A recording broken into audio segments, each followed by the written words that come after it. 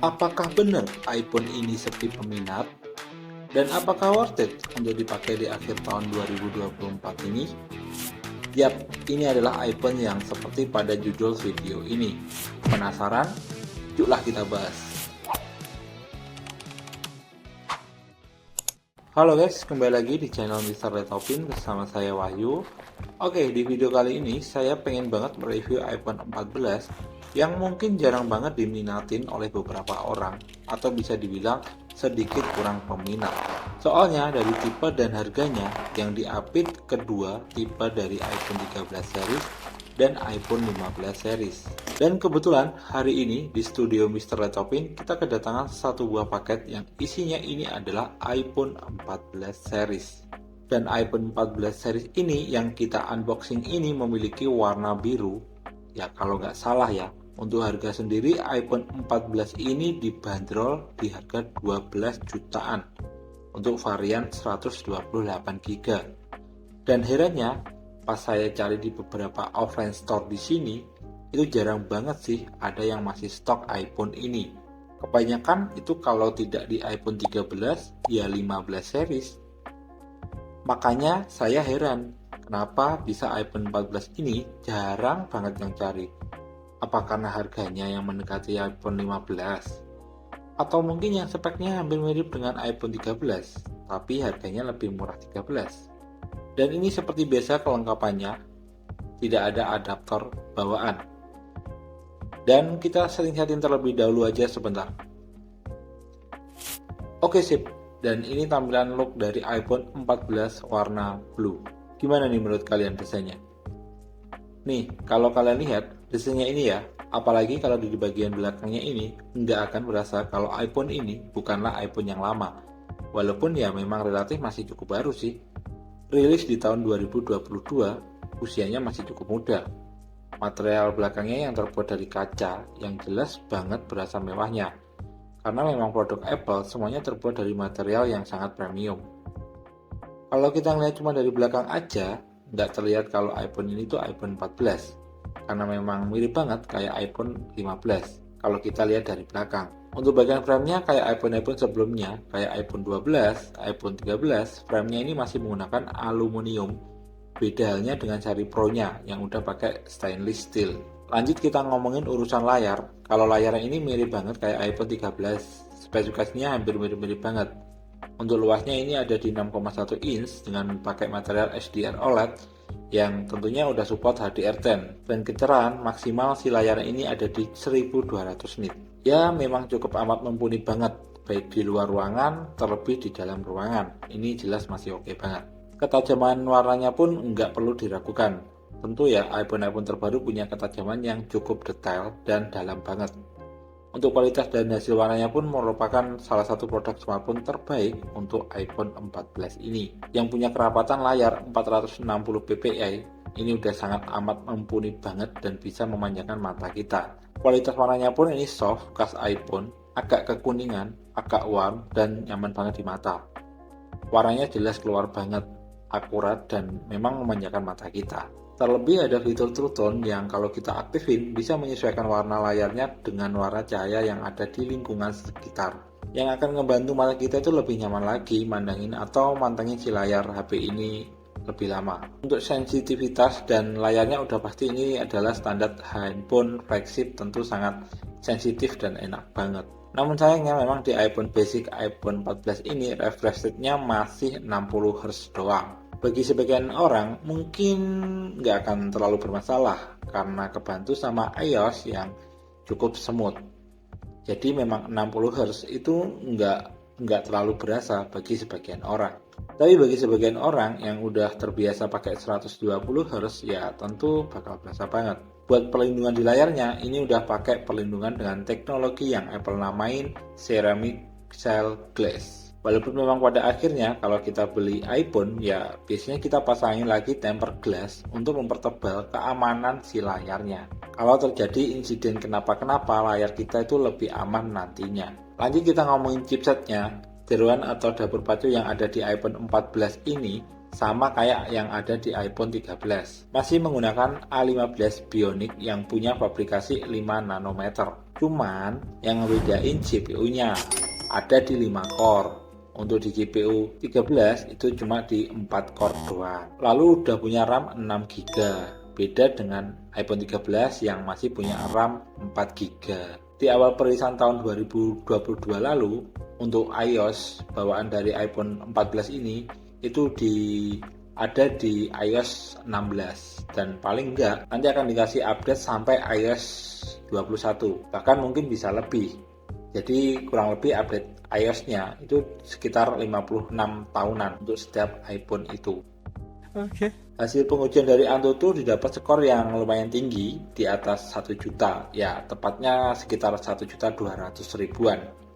Jelas ini merupakan sebuah skor yang sangat tinggi, merupakan high performance dari smartphone yang dimana kita nggak perlu mikir mau ngapain aja di iPhone ini. Bisa kita lakuin untuk daily driver kita. Dari mulai yang simple-simple kayak kerjaan sosmed, nonton video, baca artikel, video call, chatting, belanja online udah pasti sangat aman dan nyaman banget. Dan tentu untuk kerjaan-kerjaan yang lebih kompleks juga bakal bisa di-handle kayak editing video, lalu melakukan game yang berat sekalipun pasti udah bisa dilibas. Lalu buat kebutuhan kalian kayak foto-foto, video tentu ini adalah jagoannya untuk iPhone ya. Ini udah pas sangat overpower. Sebetulnya kalau hanya untuk casual user aja, buat orang-orang yang pro yang nyari duit dari foto dan video smartphone, kayak bikin konten, jualan foto yang lainnya, itu juga masih sangat bisa diandelin banget. Banyak fitur yang bisa kita maksimalin untuk kebutuhan kita, mulai kayak di panorama, lalu ada cinematic mode, dan juga ada portrait mode yang bisa kita optimalkan. Dengan setup kamera 12 megapiksel untuk main kameranya, dan ultrawide-nya juga sama, punya resolusi 12 megapiksel yang support untuk perekaman video 4K 60 fps di kedua lensanya. Dan juga untuk slow-mo-nya bisa support sampai 240 fps di resolusi 1080. Plus fitur cinematic mode yang di-upgrade dari iPhone 13.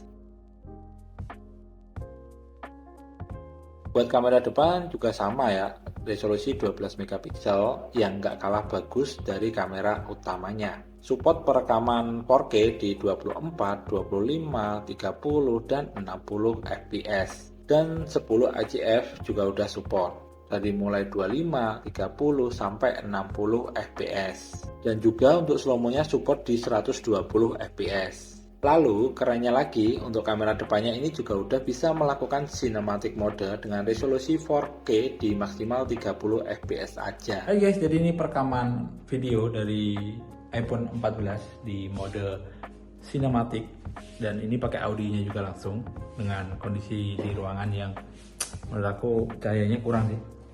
Tapi gimana menurut kalian hasilnya? Pakai audio dan audionya? Coba komen di bawah. Jadi untuk kamera depan atau kamera belakang, kestabilan untuk perekaman videonya udah pasti ini mantep banget. Buat saya pribadi dan beberapa orang di sekitar saya sangat puas dengan kualitas videografi yang dihasilkan di smartphone yang bernama iPhone. So, kalau kalian memang ada kebutuhan khusus untuk di video maupun foto, ya iPhone ini memang sangat bisa diandalkan untuk kebutuhan profesional sekalipun. Dan saya coba kasih untuk beberapa hasil foto dan video yang sederhana yang saya cepat melalui iPhone ini.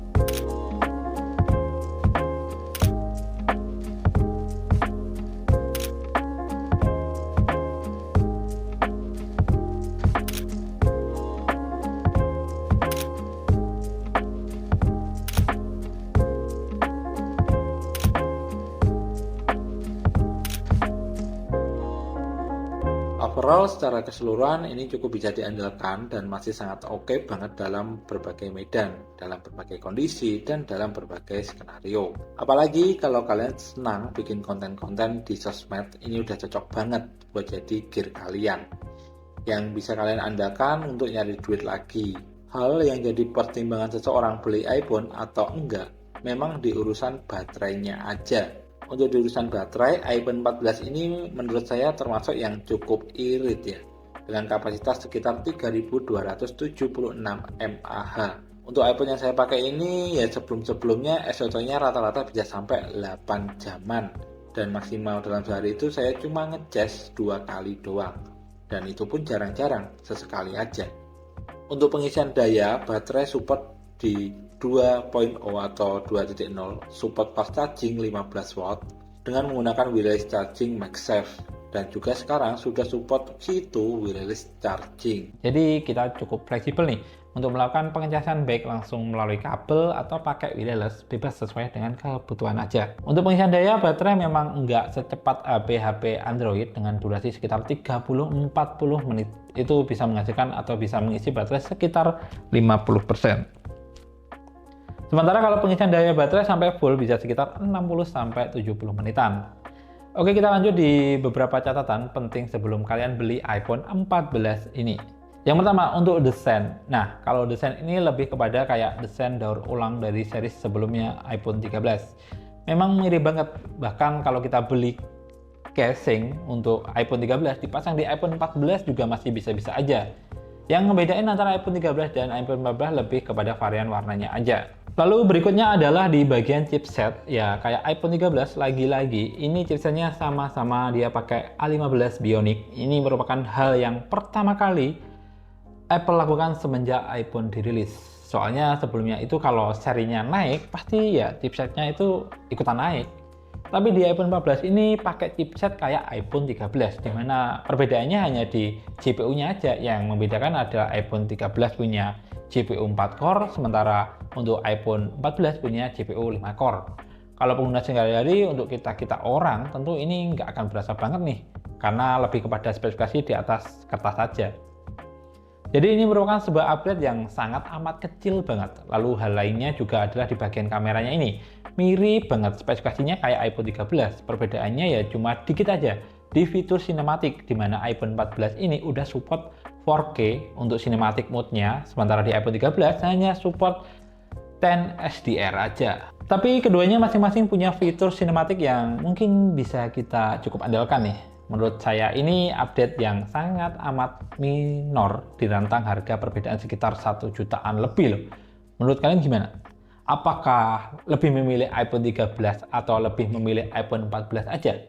Tapi memang ada hal yang bikin kita tuh jauh lebih tenang, di mana iPhone 14 itu bebas dari isu green skin ya. Nggak kayak di iPhone 13 yang cukup rame banget di awal-awal perilisannya itu isu green skin. Ya walaupun makin kesini produksi-produksi yang terbaru itu jauh lebih aman. So, menurut kalian gimana dengan iPhone 14 ini? Apakah patut dipertimbangkan atau lebih baik beli iPhone seri di bawahnya yang lebih murah atau seri di atasnya yang punya fitur lebih banyak? Menurut saya pribadi, untuk yang pernah saya coba ini dari iPhone 13, 14, dan 15, mungkin hasil videonya itu tidak terlalu signifikan ya. Buat orang-orang kayak ya saya yang cuma kebutuhan buat video story sosmed dan mulai merekam video lalu kayak main game, foto-foto itu udah bagus banget kameranya. Lalu buat dipakai nonton video streaming kayak YouTube ataupun Apple TV itu juga enak banget lah. Terlebih speakernya itu udah punya 2 speaker yang mantap banget, enak, nyaman, dan memuaskan. Apa yang saya pengenin itu menurut saya bisa didapat di iPhone 14 ini. Mungkin itu aja review iPhone 14 di tahun 2024 akhir ini. Mungkin kalau kalian ada unek-unek atau mungkin bisa tinggalin saja komentar di kolom komentar bawah. Sampai jumpa di video berikutnya, iPhone 14.